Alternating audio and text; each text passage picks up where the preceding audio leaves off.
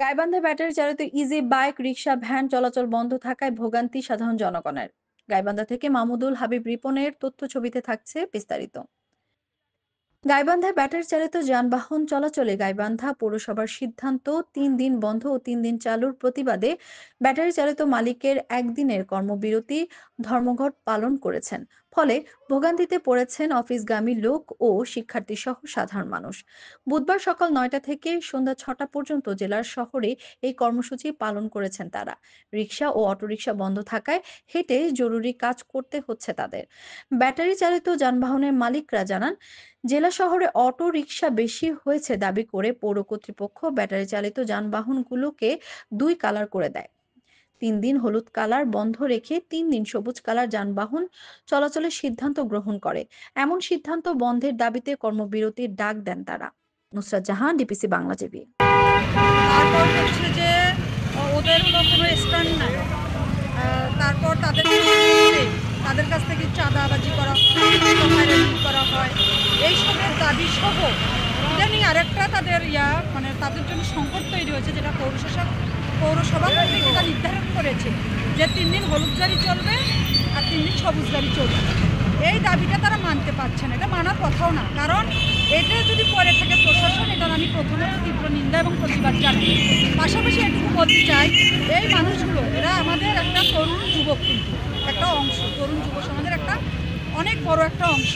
এরা অনেকে এখানে শিক্ষিত বেকাররাও রয়েছে, কিন্তু তারা তাদের পেটের তাগিদে, জীবন জীবিকার তাগিদে তারা কিন্তু অটো সিএনজি চালায়। তাহলে তাদেরকে যদি নির্ধারণ করে দেওয়া হয় যে সপ্তাহে ৩ দিন চালাবে আর ৩ দিন অন্য গাড়ি চলবে, এটা তো খুবই অমানবিক। কারণ ওই ব্যাটারিগুলো তো নষ্ট হয়ে যেতে পারে। তো আমরা যেটা বলতে চাই, এই দাবি কখনোই মেনে নেওয়ার মতো নয়। কারণ এই মানুষগুলো হয়তো বা এনজিও থেকে ঋণ নিয়ে অথবা মহাজনের কাছ থেকে ঋণ নিয়ে তারা সুদে এই গাড়িগুলো কিনছে। তাহলে তাদেরকে তো একদিকে কিস্তির টাকা শোধ করতে হবে, আর একদিকে তাদের তো পরিবার পরিজন, তাদেরকে তো মেনটেন খরচ আছে, বা সব মিলিয়ে এমনিতেই পেরে উঠতে পারে না। দ্রব্যমূল্যের ঊর্ধ্বগতি, যে বাজার ব্যবস্থা, সেখানে এমনিতেই যে প্রতিদিনের যে আয় সেটা দিয়ে চলতে পারে না। আর তার মধ্যে ৩ দিন করে দিলে এটা ঠিক না।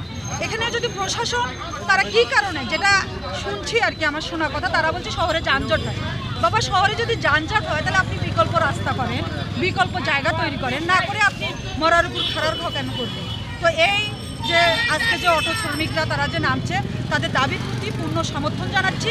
এবং তাদেরকে যে অন্যায়ভাবে যে হয়রানি করা হয়, তাদের নিয়ে যে নানা ধরনের মানে হয়রানির শিকার করে, তারপরে তাদের বিরুদ্ধে মানে এই যে চাঁদাবাজি করে, দুর্নীতি করে, এগুলোর প্রতিবাদ জানাই এবং তাদের ন্যায্য দাবি মেনে নেওয়ার জন্য আমি প্রশাসনকে আহ্বান জানাচ্ছি।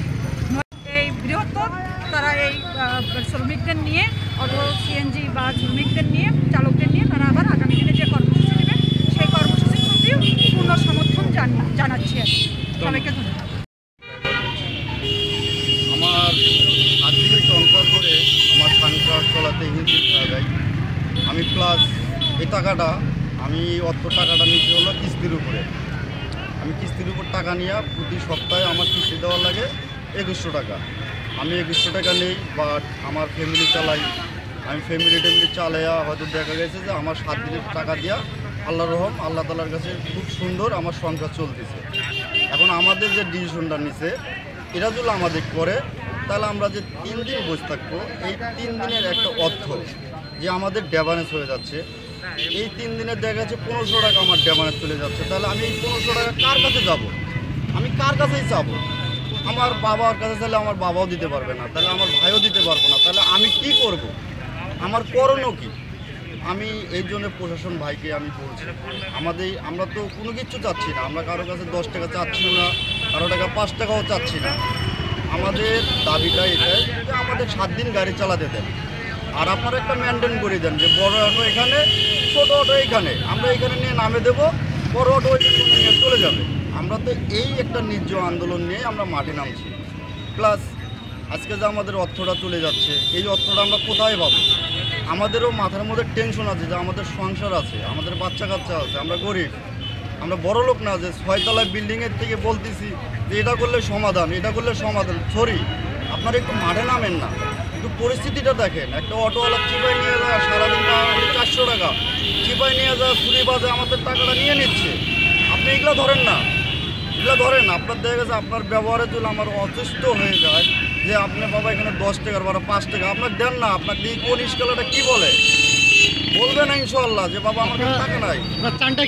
আমরা চাই এই একটা সমাধান আজকেই বলুক, এখন আসি বলুক যে আগামী বছর যেভাবে চালাইছে এইভাবে চালাই, কিন্তু এটার একটা মেনটেন, বড় ওটা এখানে যাবে, ছোট ওটা এখানে যাবে। আলহামদুলিল্লাহ আমরা কোনো আমাদের দাবি নাই, আমাদের কারো কাছে 1 টাকা চাওয়ার নাই, কারো কাছে আমরা চাবো না, হাতও বাঁধবো না যে আমাকে 2 টাকা। আমাদের কর্ম আমরা করি খাবো, কিন্তু এইভাবে একটা মাছ দিয়ে আমাদের গরিব, আমাদের সন্ত্রাসী, আমাদের নেশাগ্রস্ত করিয়েন না। কারণ আমরা 3 দিন বসতে কী করব? হয়তো লুডো খেলবো, হয়তো জুয়ার বান্দার যাব, হয়তো নেশার কাছে যাব।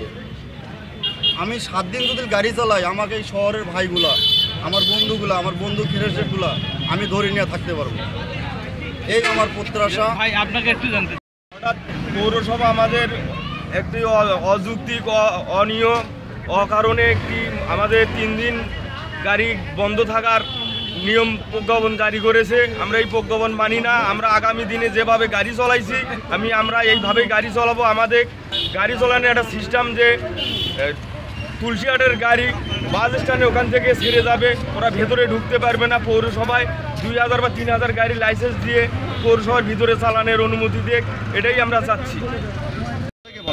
আচ্ছা চাচা বলেন তো, আজকে যে মানে আমি যখন আজকে অফিসে আসতেছি, এখন তাকে দেখি আমার গন্তব্যস্থলে আসি দেখি যানবাহন নাই। এখানে যে গাড়িকে থামান দিচ্ছি সেই গাড়ি এখন বলছে না কোনো যাত্রী নেবো না। আমার গেলাম দাঁড়িয়েপুর থেকে আবার আসলাম হচ্ছে সিএনজি ধরি 10 টাকা ভাড়া, সেখানে 20 টাকা দিয়ে আসলাম। এই একটু তাই না? আচ্ছা এই অটোওয়ালারা যে দাবিটা আন্দোলন করছে, আসলে কি এটা কি যৌক্তিক মনে করেন কিনা দাবিটা তাদের? এত অতটা গভীর আমি যেতে পারবো না। এর মতো অবস্থায় অনেক আজকের যে সমস্ত মহিলারা খুব কষ্টে মাথায় ব্যাগ ট্যাগ নিয়ে যাচ্ছে, খুব কষ্টে আছে তারা, আমাদের এই দাবিটা তারা আনিয়ে নেওয়া দরকার প্রশাসনকে, এটাই আমাদের দাবি। রিক্সা বা অটো থাকলে তাহলে আর আমাকে আশা লাগতো না, নিজেরাই যাইতে পারতো।